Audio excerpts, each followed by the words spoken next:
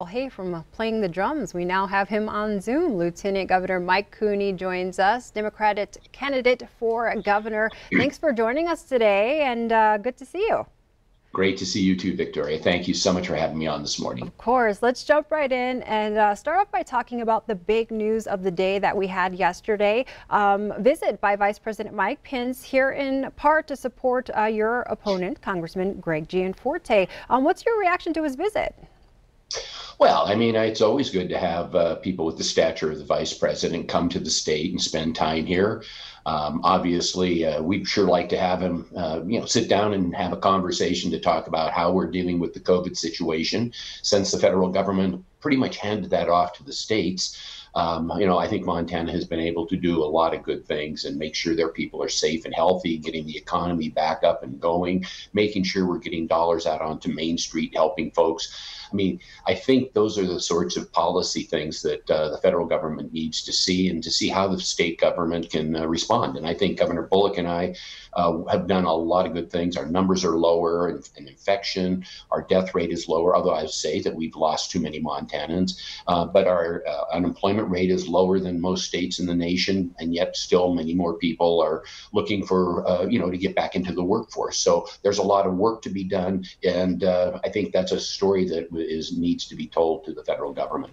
I also think that he was here on a political mission, originally scheduled to be at a fundraising by believers of QAnon. And I know my opponent has never addressed whether or not he believes QAnon is a legitimate thing. And the FBI has labeled them a domestic terrorist or a domestic terrorist threat. So, I mean, there was a lot of questions. I wish we could get more answers. But that's where we are today. Yeah, it gets pretty deep when you start talking about all the conspiracy theories that are out there. Yeah. Let's talk about the work you've been doing now on the campaign trail. I've noticed you've been announcing a lot of policies. So tell me about your most recent plan for labor and unions here in Montana. Yeah, we just yesterday we announced something that we're calling a policy, basically called a new day for workers.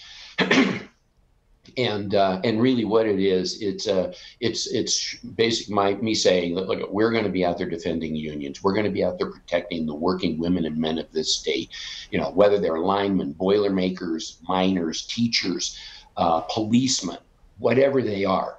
Working women and men of this state are the backbone of this state, and we need to make sure that they have safe working conditions, that they can negotiate for living wages, and those things that are so important to drive our economy. So yesterday we announced a number of policy proposals that we're going to pursue in the next administration to make sure that working women and men of this state have a fair shot at making a good living. They can support their families. We all want to live in Montana. We want to enjoy this wonderful state of ours. And we just need to understand that the good work that's done each and every day is what we're going to be fighting for, to make sure that the working women and men of this state can really get the life that they want. All right. Well, Lieutenant Governor Cooney, thank you so much for joining us this morning. I know that the smoke is thicker over in Helena right now, so we can hear it in your voice, but I'll let you get back to your drum practice, okay? And we'll see you next time. I need it. I will tell you, I do need it. Thank you so much. We'll see you next time. Victoria, thank you so much. You have a great morning. Thanks. We'll be right back after the break.